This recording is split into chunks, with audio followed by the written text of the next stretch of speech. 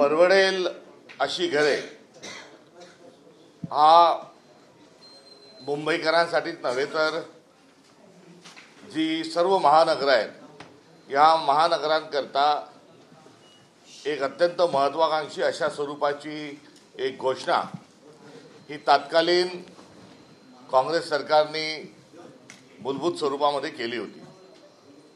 महाराष्ट्राचा मंगल कलश पंडित जवाहरलाल नेहरूंनी यशवंतरावजींना दिल्यानंतर यशवंतराव चव्हाण साहेब जेव्हा आले तेव्हा महाराष्ट्राच्या पहिल्याच काँग्रेसच्या मुख्यमंत्र्यांनी परवडेल त्याला घरे या अंतर्गत महाराष्ट्र हाऊसिंग बोर्डची स्थापना केली आणि हाऊसिंग बोर्ड हे मध्यमवर्गीयांना शहरात राहणाऱ्या लोकांसाठी एक घर देता का घर या आर्त प्रश्नाला साथ देत असताना आश्वस्त करणारी अशा प्रकारचं एक बोर्ड स्थापन केलं आणि या बोर्डच्या माध्यमातून अनेक घरांचं वितरण हे मागच्या काळात झालं।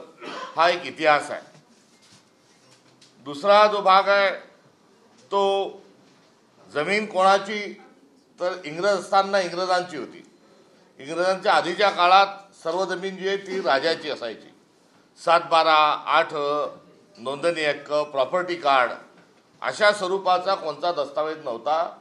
सर्व जमीन ही प्रशासनाची, तत्कालीन राजांची, इंग्रजांची ही भूमिका आणि हा असणारा नियम बाजूला ठेवत आपण संविधान स्वीकारलं आणि संविधानाने सर्व जमीन ही सरकारची, सर्व जमीन ही जनतेची ही भूमिका स्वीकारली।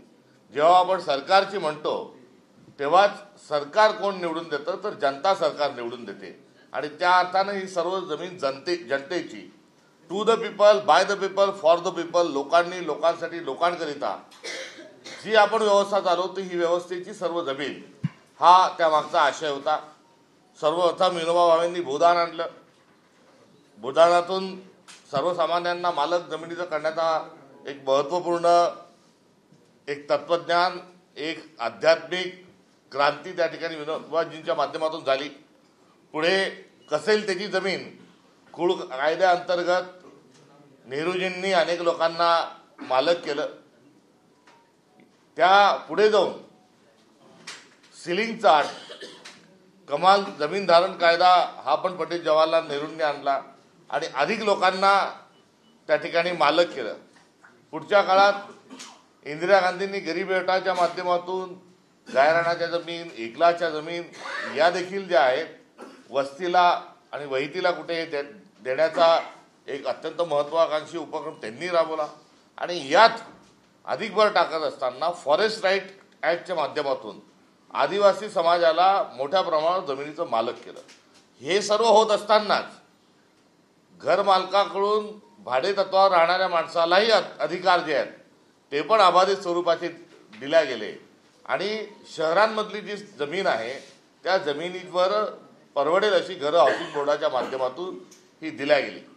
दरम्यानच्या काळात गिरणीचा पण जो काही एक ताळेबंद जाहीर झाला आणि या गिरण्यांच्या जमिनीमध्ये 33 असे 3 भाग पडले आणि 33% अनुषंगानं पहिला 33% जो मूळ जमीन ज्याची आहे त्या मालकाचा, दुसरी 33% जी ती सार्वजनिक वापराकरिता आणि तिसरे 33 जी आहे ही जमीन एकंदरीत जो गिरणी कामगार आहे त्यासाठी घरे देण्याच्या अनुषंगानं ही भूमिका स्वीकारल्या गेली आणि यासोबत उपलब्ध असणारी शासकीय जमीन यावर वसाहती देणे हा एक महत्त्वाकांक्षी उपक्रम हा सुरू झाला।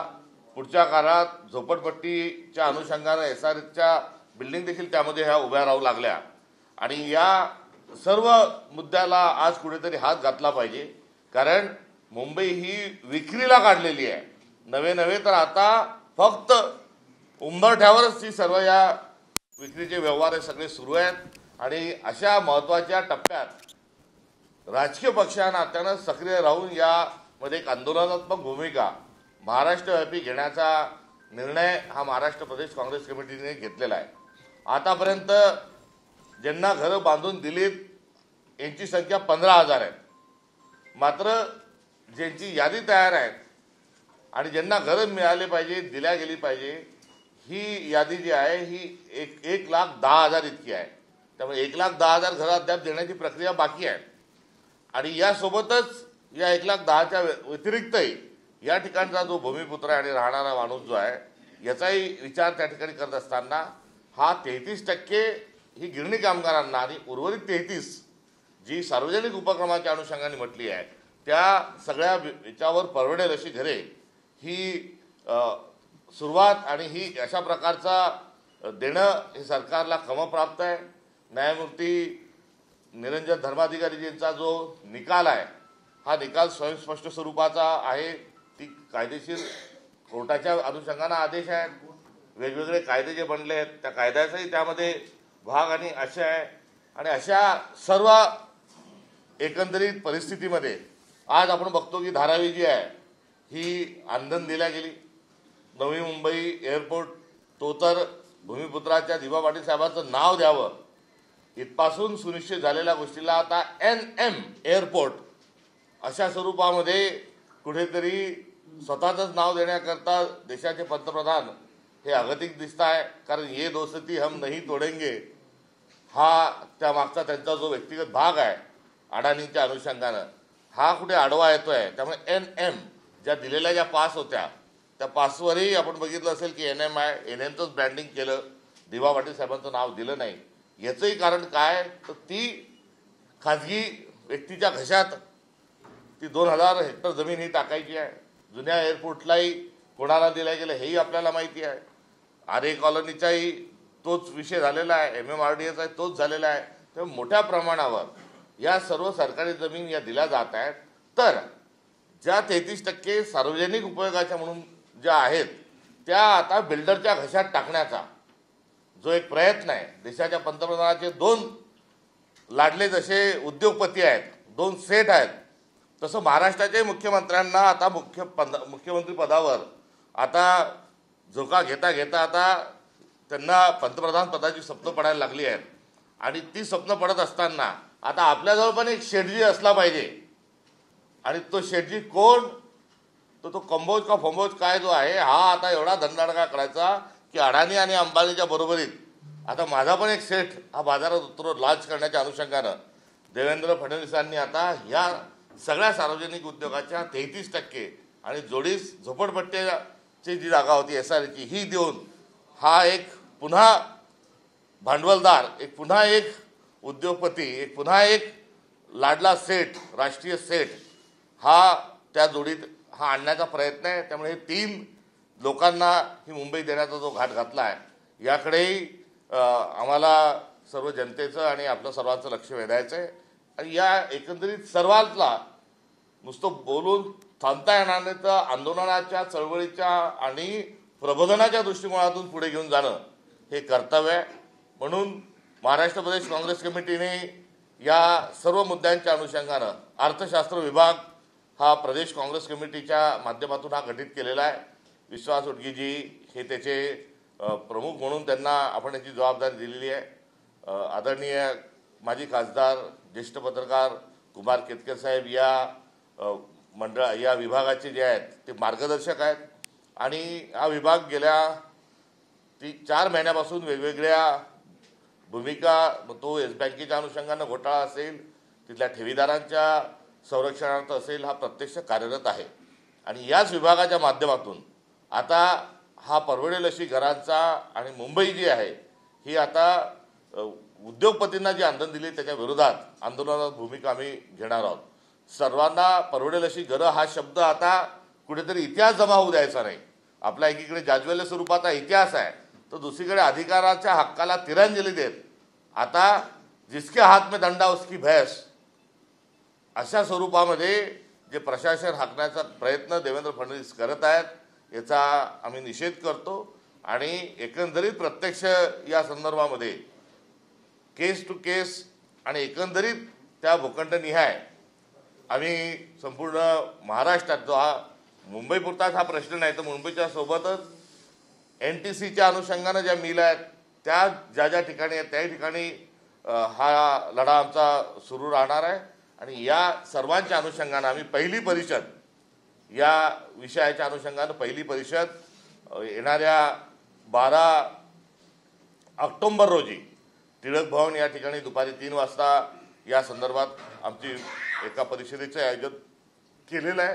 आणि ही पक्षीय फक्त न ठेवता यामध्ये 25 वेगवेगळ्या ज्या संघटना आहेत, या 25 या ठिकाणच्या कार्यरत असणाऱ्या संघटनांना देखील आम्ही यामध्ये सोबत घेत आहोत। त्यामुळे विखुरलेला लढा हा एकत्रित करण्याच्या अनुषंगानं आणि त्याला राजकीय पाठबळ देत असतानाच ही आमचं सामाजिक उत्तरदायित्वाची भूमिका असल्याच्या अनुषंगानं या एकंदरीत सर्व प्रकरणाला आज पुन्हा एकदा आपल्या सर्वांना मिळून पुन्हा एकदा हा महत्त्वाचा मुद्दा करायचा आहे। यावेळेस जर थांबलो आणि यावेळेस जर आपण हा सर्वांनी मिळून ही लढा जर लढला नाही तर परवडेल त्याला घरं आणि सर्वसामान्यांची मुंबई, भूमिपुत्रांची मुंबई हा शब्द उच्चारता आपल्याला येणार नाही आणि फार मोठी एक ऐतिहासिक चूक ठरेल। त्यामुळे माझं आपल्या माध्यमातून सर्वांना अनुरोध आहे की या लढ्यामध्ये आपण पक्षीय अभिनिवेश किंवा इतर सर्व काही भेद असतील ते बाजूला ठेवून याकरता सर्वांनी एकत्र येऊन आपल्याला लढलं पाहिजे।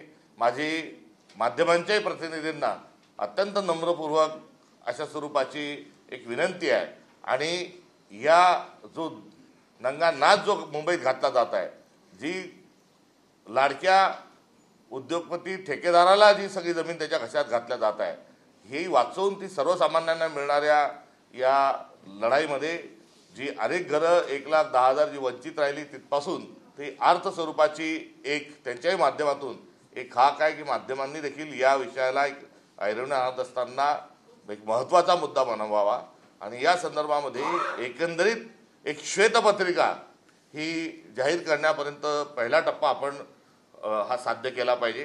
कारण काही भूखंडांवर तर आता ह्या 33% पार्टीचे कार्यालय उभे राहायला लागलेत। आता पार्टीचे कार्यालय हे कसे काय उभे राहू शकतात? ही सार्वजनिक जागेकरता उपयोग काय काय असले पाहिजे। त्यामुळे घरांपर्यंतचा उपयोग जो आहे हा संयुक्तिक आहे। याकरता माध्यमांकडूनही फार मोठी या संदर्भामध्ये अपेक्षा आहे आणि त्या संदर्भात आपण सहकार्य करावं ही देखील विनंती माध्यमांच्या सर्व सन्मान्य प्रतिनिधींकडून आहे। सत्तार साहेब, एकीकडे नागपुरामध्ये ओबीसीचा महायुद्ध पाहायला मिळतोय तर दुसरीकडे मुंबईमध्ये निलेश गायवड शस्त्र परवाना प्रकरणात असतात। दोन्ही प्रकरणाकडे कसं बघतात? निलेश गायवाडे जे प्रकरण आहे या प्रकरणामध्ये सरकारने अब्रू जी आहे ही वेशीवर आपली लखतर स्वतः टांगून घेतलेली आहे। ज्या गायवाडे प्रकरणात बंदुकीचा लायसन देण्याच्या संदर्भात नळी ज्यांच्याकडे गेलेली आहे त्यांचं काही हे पहिलं प्रकरण नाही।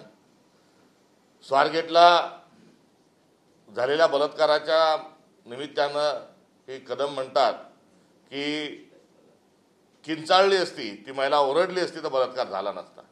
इतकं असंवेदनशील, बेजबाबदार आणि विचित्र, विकृत, क्रूर असं वक्तव्य करणाऱ्या कदमांना तेव्हाच त्या ठिकाणी मंत्रिमंडळामधून बरतर्फ करायला हवं होतं। नंतर त्यांच्याच आईच्या नावावर एक बार चालतो, कुठे ऑर्केस्ट्रा बार म्हटला जातो, मात्र बारवाला त्या ठिकाणी नाचतात, तिथे नाचवल्या जातं आणि रेड पोलिसच त्यांचाच विभाग रेड टाकतो, त्यांचाच विभाग 22 लोकांवर कारवाई करतो आणि तरी साळसूद स्वरूपामध्ये राजीनामा देत नाही आणि चित्रविचित्र हावभाव करून त्यांचे कुटुंबीय त्यांची पाठराखण कुठेतरी करतात आणि हे क्लिअर आहे की हे अशा स्वरूपामध्ये या व्यक्तीचं असं वर्तन आहे। आता तिसरं इजा बिजा आणि तिजा, आता तिसरं प्रकरण आल्यावरही यामध्ये सरकार जे आहे ते बोचट स्वरूपाची भूमिका घेत आहे की मोना हे निर्लज्ज आणि बेशरम अशा आशयाचा प्रतिसाद हा देवेंद्र फडणवीस देत आहेत आणि काही झालं तरी चालेल, आम्ही मंत्र्यांच्या पाठीशी उभे आहोत। म्हणून एकापेक्षा एक विचित्र वक्तव्य करण्याच्या अनुषंगानं हे जेवढे वाचाळवीर आहेत, वाचाळवीरच नव्हे ते जेवढे विचित्र आणि कायदा गुंडाळून ठेवणारी सर्व मंडळी आहेत, यांना देवेंद्र फडणवीसांचं अभय आहे की जा तुम्हाला पाहिजे ते करा, मी बसलेलो आहे। त्यामुळे त्यांची गतकाळामध्ये औरंगजेबाशी केलेली जी तुलना आहे ती किती तंतोतंत खरी होती हे या बंदुकीच्या लायसनच्या आणि या सर्व विचित्र वागणाऱ्या माणसांच्या निमित्तानं हे स्पष्ट होत आहे। हा अत्यंत लंचनास्पद अशा स्वरूपाचं प्रशासनाचा या संदर्भात असणारा जो हेका आहे तो अत्यंत संतापजनक आहे। ओबीसी मंडळींनी एकत्र येऊन सर्व ओबीसीने त्यांच्या हक्काकरता एक व्यासपीठ ओबीसी संघर्षाच्या निमित्तानं त्या ठिकाणी त्यांनी हा एक मोर्चा काढलेला आहे. मोर्चा काढत असताना त्यांची जी मागणी आहे ती मागणी एकंदरीत 50% आरक्षणाची मर्यादा ही वाढवावी. ओबीसीमधलं आरक्षण जे आहेत हे 27% जरी म्हटलं जात असतं तरी त्यामध्ये व्हीजीएनटी अबक आहे, त्यामध्ये SBC आहे, त्यामुळे 17% आरक्षण हे ओबीसीला मिळतं. या 17मध्ये अजून जर कोणी आलं तर ना त्यांना मिळेल ना आम्हाला मिळेल. त्यामुळे ही मर्यादा वाढवावी या अनुषंगानं हा मोर्चा एकंदरीत त्यांची ती भूमिका आहे. आणि या भूमिकेसोबतच मराठा समाजाला आरक्षण देण्यासंदर्भात कोणाचाही विरोध नाही आणि तो विरोध नसताना आरक्षणाची 50%ची जी मर्यादा आहे ती वाढवावी आणि त्यामध्ये सगळ्यांना त्यांना समाविष्ट करून घ्यावं अशा प्रकारे मागणी ही असताना आणि तशा प्रकारचे प्रयत्न होणं आवश्यक असताना देवेंद्र फडणवीस जाणून बुजून जाती जाती धर्माधर्मामध्ये ही भांडणं लावत आहेत. जो हैदराबाद गॅजेटच्या अनुषंगानं मुद्दा उपस्थित केला आणि जे आंदोलकांना दुसऱ्यांदा गुलाल उधळून वापस पाठवलं ते करत असताना त्यांनी टायमिंग जे साधलंय ते स्थानिक स्वराज्य संस्थांच्या निवडणुकीत साधलं. म्हणजे निवडणुका आल्या की महाराष्ट्रातलं जातीय राजकारण हे खंगाळून द्यायचं, ते ढळून द्यायचं आणि त्यामध्ये फोडातोडा आणि राज्य करा ही इंग्रज सरकारची असणारी जी भूमिका आहे त्या भूमिकेला भारतीय जनता पक्ष सातत्याने ही त्याचा कित्ताही गिरवत असते. नवे नव्हे तर स्वातंत्र्यापूर्वीच्या काळातही इंग्रजांचेच हस्तक म्हणून वावरल्या मंडळींनी आताही तोडाफोडा आणि राज्य करा अनुषंगानं ते जाणून बुजून अशा प्रकारचा वाद निर्माण करत आहे. हा मराठा आणि ओबीसीच्याच अनुषंगानं निर्माण झालेला वाद नाही तर यावेळेस काही व्हीजेएनटी समाजातील घटक जे आहेत ते आदिवासीच्या अनुषंगानं इतर मोर्चे काढत आहेत. त्यामुळे धनगर बांधवांचाही एक मोर्चा आहे, बंजारा बांधवांचाही एक मोर्चा आहे आणि मायक्रो ओबीसीच्या अनुषंगानं जो पिरीट समाज आहे तो असेल, त्यानंतर इतर नाभिक समाज असेल, अशा समाजाची देखील या अनुषंगानं आरक्षणाची ही मागणी सुरू झालेली आहे. एकंदरीत काँग्रेस कसं बघतंय तर काँग्रेस या संदर्भामध्ये राहुल गांधींनी दिलेला जो फॉर्म्युला आहे तो फॉर्म्युला या सर्वातून रामबाण उपाय एकच म्हणजे एकच आहे, तो म्हणजे जातीनिहाय जनगणना ही झाली पाहिजे आणि जातनिहाय जनगणनेच्या अनुषंगानं आरक्षणाचा प्रश्न सोडवावा ही आमची त्या संदर्भातली भूमिका आहे. तेलंगणा, कर्नाटक आणि हिमाचल प्रदेशमध्ये जातनिहाय जनगणनेची प्रक्रिया झालेली आहे. आपल्या लगतच ज्या हैदराबाद गॅजेटचा उल्लेख केला त्या हैदराबाद गॅजेट ज्या ठिकाणी आहे ते म्हणजे तेलंगणामध्ये काँग्रेसच्या राजवटीमध्ये तिथल्या मुख्यमंत्र्यांनी आणि सरकारने त्या ठिकाणी जातनिहाय जनगणना ही संपन्न झाली आणि जातनिहाय जनगणनेनुसार आता आरक्षण देण्याच्या अनुषंगाने त्यांनी भूमिका स्वीकारली आणि तेलंगणात 42% ओबीसींना आरक्षण हे दिल्या गेलं स्थानिक स्वराज्य संस्थांच्या अनुषंगानं. हे संदर्भ जे आहेत हे महाराष्ट्रामध्ये का देवेंद्र फडणवीस हे स्वीकारत नाही यामागची स्पष्ट भूमिका ही आहे की त्यांना हे महाराष्ट्रातलं वातावरण ढवळून काढायचं आहे. मागच्या काळामध्ये जात बघून किराणा घ्यायला लोक जात होते. आपल्याच जातीच्या माणसाकडून किराणा घ्या, आपल्याच जातीच्या माणसाच्या दुकानातून कपडे घ्या. एवढंच नाही तर शाळेत मुलगा पाठवायचा आहे तर शैक्षणिक संस्था जी आहे ती संस्था चालक आपल्याच जाती असतील त्या शाळा कॉलेजमध्ये मुलं टाकण्यापर्यंत तर गावामध्ये आध्यात्मिक काही प्रसंगाच्या निमित्तानं त्या जातीचेच जे आहेत आध्यात्मिक पुरुष बोलवण्यापर्यंतचा गेलेला टप्पा आपल्या सगळ्यांच्या नजरेपुढे आहे. संतोष देशमुख यांची झालेली हत्या त्या अनुषंगानं आपल्या सर्वांच्या डोळ्यात अंजन घालते आणि एवढं स्पष्ट चित्र असताना देवेंद्र फडणवीस हे भांडणं लावून देतात आणि जशा दत्तूराम गोडसेंनी शांत डोक्याने महात्मा गांधीजींचा खून केला तशा शांत पद्धतीनं देवेंद्र फडणवीस जे आहेत हे भांडणं लावतात आणि बाजूला उभे राहतात आणि या सर्वांमध्ये त्यांनी हा खेळ खेळू नये आणि लवकर जातनिहाय जनगणना करून आरक्षणाचा प्रश्न हा सोडवावा ही काँग्रेस पक्षाची मागणी आहे आणि भूमिका आहे. सर, राधाकृष्ण विखे पाटलांनी टीका केलेली आहे ओबीसीच्या मोर्चावर. त्यांनी असं म्हटलं की तुम्ही आंदोलन करता का, तुमच्या वेळेला आम्ही मराठ्यांनी ऑब्जेक्शन घेतलेलं का? त्यांनी मागच्या वेळेस आता आझाद मैदानात जे जाऊन त्यांनी सांगितलं होतं त्या सगळ्या त्यांच्या आश्वासनाची त्यांनी पहिले पूर्तता करावी. यावेळेस ज्यांना या भ्रम निर्माण करण्याची जी जबाबदारी दिलेली आहे आणि वाटाण्याच्या अक्षरा लावण्याची जी जबाबदारी दिलेली आहे ती राधाकृष्ण विखे पाटील साहेबांना दिलेली आहे आणि त्यांनी या निमित्तानं त्या ठिकाणी एक जी केलेली मराठा समाजाची जी फसवणूक आहे ही लवकरच स्पष्ट झाल्याशिवाय राहणार नाही. त्यामुळे त्यांना या संदर्भामध्ये भांडणं लावण्याकरता नियुक्त देवेंद्र फडणवीस सरकारने केलेलं आहे आणि त्यानुसार ते भांडणं लावायचे कामं करतात आहेत. सर, सहकार मंत्री बाबासाहेब पाटील असं म्हणतायत की लोकांना कर्जमाफीचा नाद लागलाय, निवडणुकीमध्ये आम्ही आश्वासन देतो कारण की आम्हाला निवडून यायचं असतं. अत्यंत संतापजनक आणि सगळ्या सामाजिक संकेताचा आता कडेलोट करणारा हा विचित्र या सरकारमधील अजून एक वक्तव्य समोर आलेलं आहे. नाद लागला म्हणजे काय? नाच गाण्याचा नाद लागतो, कुठे व्यसनाचा नाद लागतो, कुठे ऑनलाईन रमी खेळण्याचा नाद लागतो, अजून वेगवेगळे जसे नाद लागतात तसा कर्जमाफीचा नाद लागतो. इतकं बेताल आणि इतकं बेशरम स्वरूपाचं वक्तव्य मंत्री करूच कसा काय शकतो? याचा अर्थ मंत्रिमंडळाच्या बैठकीमध्ये असं बोललं जातं, मंत्रिमंडळाच्या बैठकीमध्ये अशी चर्चा होते आणि ती चर्चा कानावर आल्यामुळे हे बाळासाहेब जे आहेत हे अशा प्रकारचं वक्तव्य करण्याची त्यांची हिंमत होते. अहो, निवडणुकीच्या वेळेस तुम्ही सांगितलं की संपूर्ण कर्जमाफी करू, तेव्हा तुम्हाला लाज वाटत नाही का? आणि हे सांगत असताना हे मंत्री तिथवरच थांबले नाही, तर त्यांनी हेही सांगितलं की जनतेने आम्हाला मागितलं नदी द्या तर आम्ही त्या गावात नदी देतो, जे ते मागतील ते आम्ही देतो आणि निवडून येतो, निवडून आल्यानंतर आम्ही काही करत नाही. हे असं सांगत असताना त्यांनी या लोकशाहीमध्ये आता खोटं बोलून आम्ही सत्ता मिळवतो हे त्यांनी मान्य केलेलं आहे. एकीकडे वोट चोरी करतात तर दुसरीकडे खोटं बोलतात आणि या खोट्याची बेशरम स्वरूपाची ते कबुली देतात. आणि आज शेतकरी हा नागवल्या गेलेला आहे. आसमानी आणि सुलतानी या दोन्ही संकटांमुळे शेतकरी संकटात आहे. त्याला धड अनुदान मिळत नाही.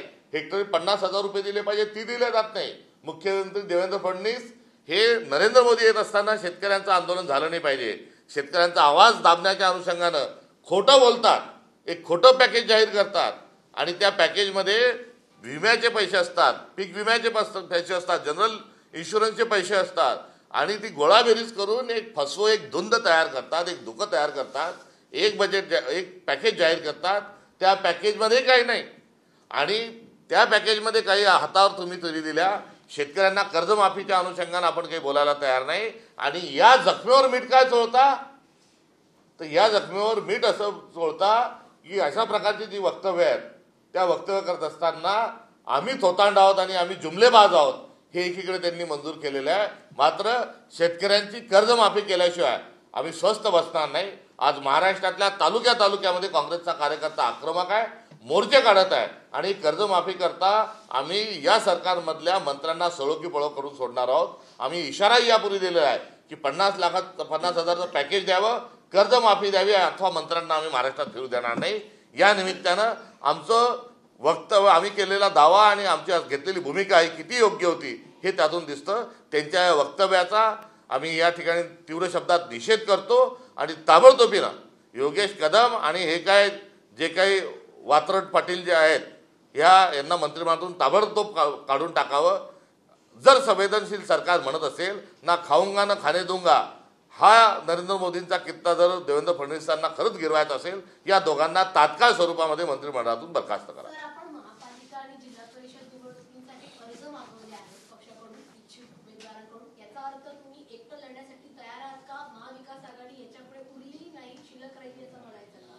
निवडणुकांच्या अनुषंगानं तयारी करत असताना संघटना बांधणी हा देखील एक आमचा महत्त्वाचा टप्पा आहे. आम्ही एक राजकीय पक्ष आहोत आणि राजकीय पक्ष असताना इंडिया अलायन्स जो आहे हा आज रोजी महाविकास आघाडीचं जी 2019ला गठीत झाली होती ती पुढच्या काळामध्ये इंडिया अलायन्स झालं. त्यामुळे आज आम्ही इंडिया अलायन्स म्हणून आहोत आणि या इंडिया अलायन्सच्या अनुषंगानं आमचे मित्रपक्ष देखील आहेत.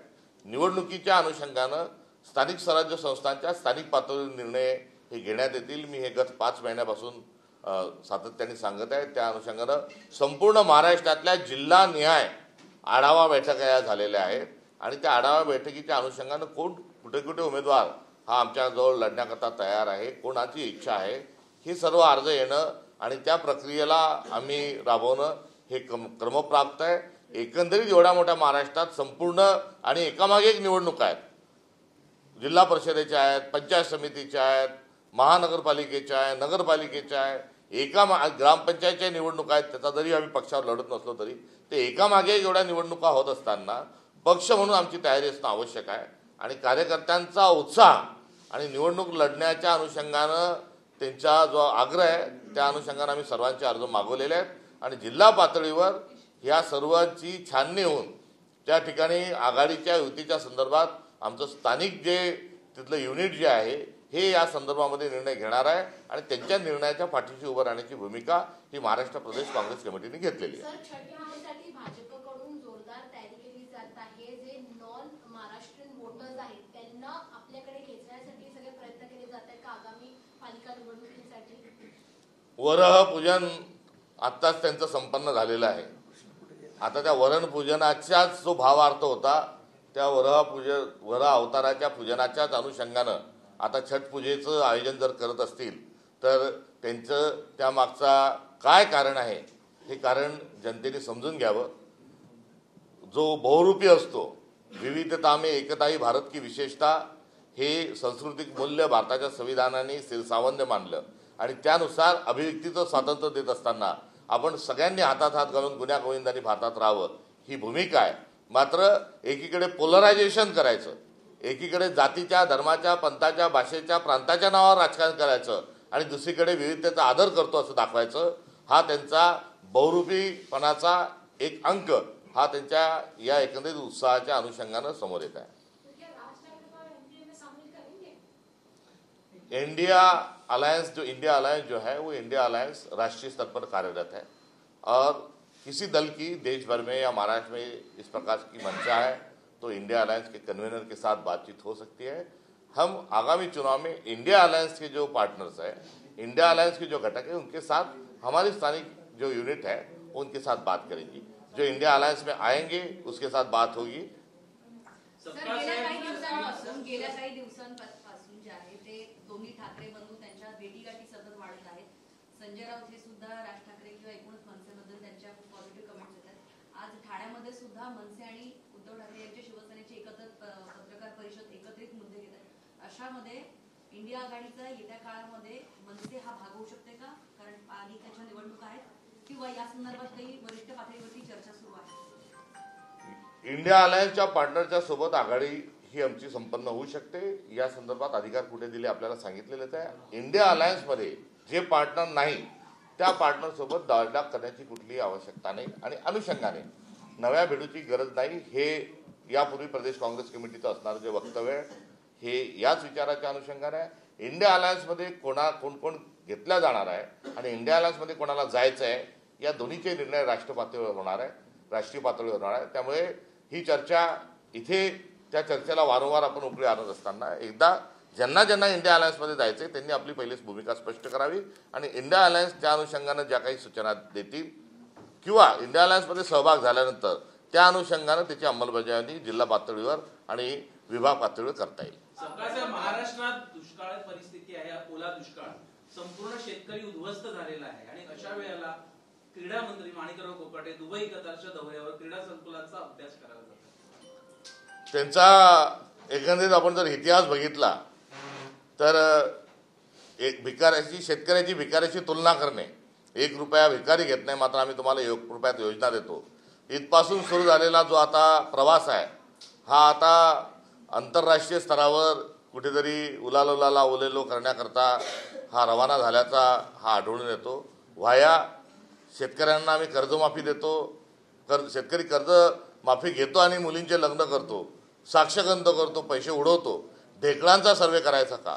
रमी बहादर हे सर्व संवेदना शून्य किंवा शेतकऱ्यांना सातत्यानं त्यांच्या जखमेवर मीठ चोळणाऱ्या एक व्यक्तीकडून वेगळ्यानं काय अपेक्षा करायची? ज्यांना मंत्रिमंडळातून बाहेरचा रस्ता दाखवायला पाहिजे होता त्यांना त्या मंत्र्याला जो आहे तो विदेशात जाण्याचा रस्ता दाखवणाऱ्या या सरकारच्या एकंदरीत वागण्याचा आम्ही वारंवार करिताच निषेध करत असतो. सर, आपण बघतोय की कबुतरांसाठी आता उद्या जैन समुदायानं धर्मसभेचं आयोजन केलेलं आहे. गेल्या 3 महिन्यांमध्ये अनेक कबूतर वारलेत आणि त्यामुळं भूतदयेचा सुद्धा प्रश्न मोठा झालेला आहे आणि एकीकडे याचं राजकारण केलं जातंय. कबूतर वारले किंवा कबूतर गद्दारांना अन्न मिळालं नाही म्हणून अशा पद्धतीने ही धर्मसभा घेतली जाते.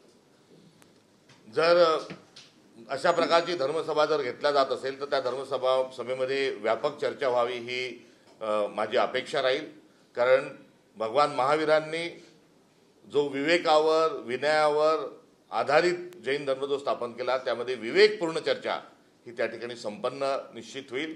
एवढंच नव्हे तर महात्मा गांधींनी जे सर्वोदय नावाचं जे सूत्र स्वीकारलं ते सर्वोदय सूत्र हे देखील महावीरांच्याच तत्वज्ञानातून आणि जैन धर्मातूनच कुठेतरी आलं होतं. त्यामुळे त्या सर्वोदय या संकल्पनेच्या आणि विवेकाच्या आधारावर तिथे चर्चा होईल अशी मी आशा बाळगतो. एवढंच नव्हे तर जैन धर्म जो स्थापन झाला तो स्थापन होत असताना जी समाजातली स्पृश्य अस्पृश्यता आहे त्या विरोधात भगवान जैनांनी हा धर्म त्या ठिकाणी स्थापन केला.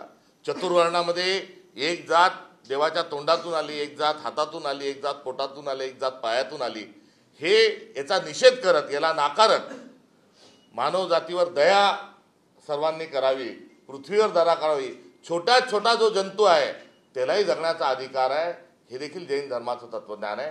त्यामुळे एकंदरीत मनुस्मृतीच्या विरोधात जैन धर्म हा कुठेतरी तत्वज्ञानाच्या दृष्टिकोनातून हा उभा ठाकला आहे. आणि आज या मनुवादाचं प्रतिबिंब बंच ऑफ थॉट नावाच्या ग्रंथात राष्ट्रीय स्वयंसेवक संघाजवळ एकटलं आहे.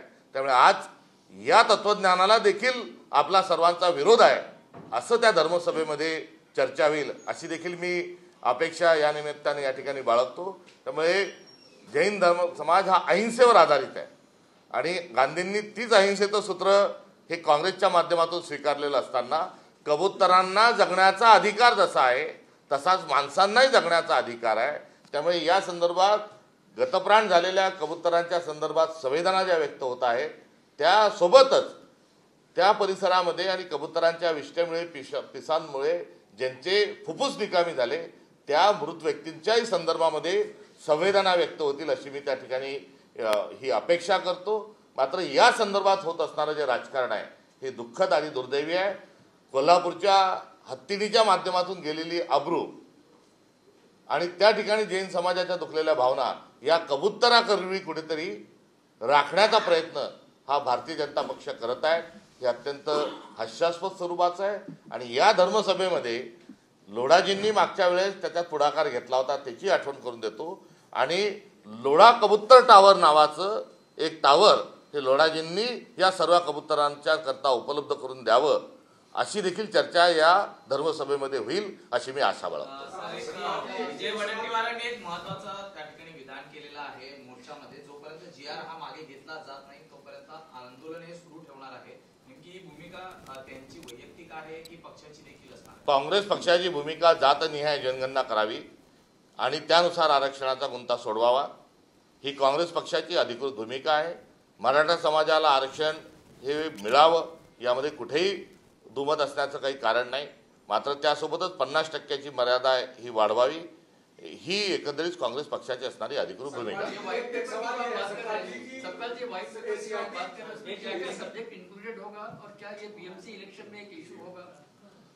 देखो BMC चुनाव में तो इशू होगा ही होगा या नहीं होगा मुझे पता नहीं, मगर ये कोई शॉर्ट टर्म मामला नहीं है.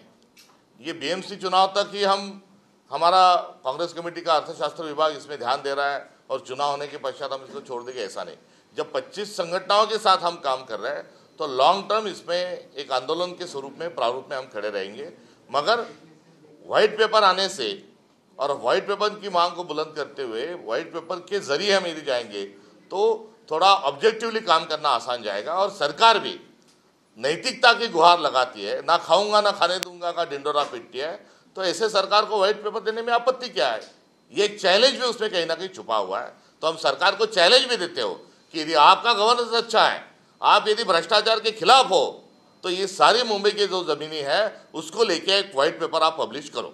सतपाल जी, एक सवाल ये है खासकर एशियाटिक लाइब्रेरी को लेकर के NDA और UPA दोनों तरफ से काफी ज्यादा दबाव डाला जा रहा है. BMC चुनाव के पहले एशियाटिक लाइब्रेरी पर दोनों ही पार्टियों की तरफ से कोशिश की जा रही है. क्या है पूरा मामला और उसको लेने के पीछे क्या वजह है? एक अपने जिसको 100 साल पूरे हुए, वो 100 साल पूरे वाला जो संगठन है ये खुद कुछ निर्माण नहीं करते. ये हर निर्माण चीज को कैप्चर करते हैं, ये उनकी मोटस ऑपरेंडी है और उस संगठन का भी विसर्जित हो जाना चाहिए। ये हमारी भूमिका, जाहिर सी भूमिका है। मगर बहरहाल एशियाटिक सोसाइटी की जानिब से उसके कब्जाने का एक प्रयास वहाँ पर हो रहा है। एशियाटिक सोसाइटी की जो परंपरा है, उसका जो इतिहास है, उसकी जो रैशनैलिटी है, विवेकपूर्ण उसका जो एक रवैया है, एक सौभाग्य है कि ऐसे एक सोसाइटी के साथ मुंबई में एक अपनी सांस्कृतिक पहचान है। उस पहचान को बरकरार रखने के लिए, इसके पहले भी कांग्रेस का शासन वहाँ पे था, लंबे समय तक कांग्रेस यहाँ राज में रही, मगर कांग्रेस ने कभी उसको कब्जाने का प्रयास किया नहीं। उसकी सैनिटी, उसका जो गरिमा है, उसको लेकर हम काम करते रहे। और अभी कोई उसका कब्जा लेने का यदि प्रयास हो रहा है तो सभी को मिलजुल कर उसमें प्रयास करने की आवश्यकता है। हाँ, हम कांग्रेस वाले भी जो है उसको लेके मेंबर बनने के लिए वहाँ पर हमारे कुमार केतकर जी की अगुवाई में हमने भी एक मुहिम शुरू की है। और इतना ही नहीं तो प्रेस साथी भी जो है, बहुत सारे प्रेस के साथी भी इसमें इसमें जो अपना नाम मेंबरशिप ले रहा है, ये बहुत अच्छी बात है। आखिरकार हर चीज को कब्जाने वाला प्रयास करने वाली जो प्रवृत्ति है, एशियाटिक के माध्यम से हम सबको अभी कहीं ना कहीं ये समझ में आया कि इनको बाहर रखना जरूरी है और इस दिशा में ये जन आंदोलन खड़ा हो रहा है। इस बात का हमें फक्र है। सरकार के मंत्री बाबा साहब पाटिल ने किसानों को लेकर एक बार फिर से बयान दिया है, कहा है कि लत लग गई कर्ज माफी की और लोगों को सोचना चाहिए कि उनको क्या मांग करनी चाहिए। हमारी तो आदत है, चुनाव आते हम ऐसे वादे करते हैं, झूठे वादे करते हैं। ड्रग्स की लत लगाना या अन्य कुछ चीज की लत लगाना, ये हम सुनते आए थे। मगर अब सरकार में का ही एक मंत्री आम किसानों को लत लग रही है कर्ज माफी की, ऐसा यदि बोल रहा है तो ये सरकार नहीं है, ये व्यापारी है, ये दरिंदे है। इतना ही मैं इस पर बोल सकता हूँ। आपने कहा कि इस्तीफे मांग की, इसके पहले भी जो पहले कृषि मंत्री थे उनके कई सारे बयान। जी हाँ, ये देखो, ये इतना यदि किसी वक्तव्य पे यदि इस प्रकार से टिप्पणी करने की चाहे इच्छा हो ना हो, मगर इस प्रकार से यदि बयान करना पड़ता है तो ऐसे मंत्री को रखते क्यों?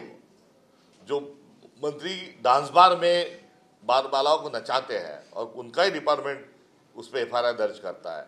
जो मंत्री आप चिल्लाते तो रेप नहीं होगा ऐसा बताते हैं, जो एक गलत आदमी को बंदूक का लाइसेंस देते हैं, रिवॉल्वर का लाइसेंस देते हैं, दूसरी तरफ विधानसभा में रमी खेलते हुए पकड़ा जाता है। और अभी ये तो बहुत ही कहर हो चुका है कि वो लत लग गई, इस प्रकार से बात करते हैं। ऐसे मंत्रियों को मंत्रिमंडल में रखते हैं तो किसके भरोसे में रखते हैं? कौन है इनका आका? तो इनका आका स्पष्ट है, देवेंद्र फडणवीस इनका आका है और आका बोलता है कि जाओ, तुमको जो चाहिए वो करो, मैं तुम्हारे पीछे हूँ। सरकार के भीतर जो मंत्री हैं आपस में जिस तरीके से वाद विवाद करते हैं, जिस तरीके से अलग अलग गतिविधियां करते हैं, सरकार में नियंत्रण हो रहा है क्या? नियंत्रण है ही नहीं, अनियंत्रित सरकार है और सत्ता के मदमस्त लोग हैं। वास्तव में राजनीतिक पार्टी और राजनीतिक गठबंधन विचार के तौर पे होता है, ये विचारिक तौर का गठबंधन नहीं, ये केवल सत्ता का गठबंधन है। और सत्ता की हवस में इकट्ठा जो आया हुआ जो गठबंधन है उसे ये महायुति कहते हैं।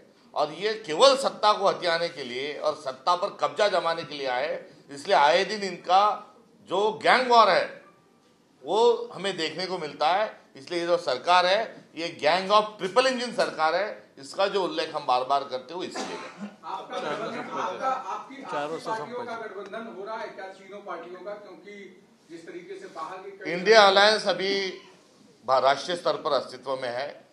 जो महाविकास आघाड़ी थी वो इंडिया अलायंस में वो अपने आप में वो जा चुकी है और इंडिया अलायंस की जो पार्टनर होगी उनके साथ हम अलायंस करेंगे। आपने अफोर्डेबल हाउसिंग की बात की, लेकिन मुंबई में अभी आने वाले दिनों में जो धारावी प्रोजेक्ट है उसको लेकर सरकार करेगी। इसके पहले की जो सरकारें थी उन्होंने लोगों को मुंबई से भगाया, हम मुंबई को लोगों को वहाँ पे घर दे रहे हैं, जो वापस जिले की सिटी में होंगे उनको अच्छा घर मिलेगा। लेकिन कांग्रेस उद्धव ठाकरे की शिवसेना इसका विरोध क्यों कर रही है? उनको कांग्रेस को घेरने का और कांग्रेस की तरफ उंगली उठाने का कोई संबंध नहीं।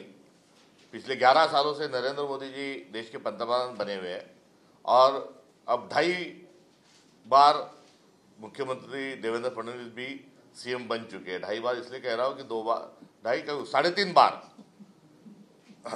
वो बन चुके हैं। एक बार बने, फिर कुछ घंटों के लिए दूसरी बार बने, अभी तीसरी बार बने और बीच में उप मुख्यमंत्री भी थे। तो 3.5 बार मुख्यमंत्री रहे हुए आदमी ने अभी दूसरों के ऊपर उंगली दिखाना बंद करना चाहिए। आप क्या कर रहे हो और आप घर के दे के दिखाओ ना। कांग्रेस ने क्या किया है उसकी मिसाल इतिहास गवाह है उस बात का। आपने जो नई कमेटी बनाई वो क्या धारावी प्रभाव को भी काम करेगी क्या? वो महाराष्ट्र भर में, पूरे महाराष्ट्र में ये लड़ाई लड़ने के लिए ये हमारा अर्थशास्त्र विभाग जो है वो कार्यरत रहेगा और इसमें सबका उसमें मदद मिले, सब उसमें का योगदान मिले, ये हमारी आप सबसे उम्मीद है। Thank you, thank you.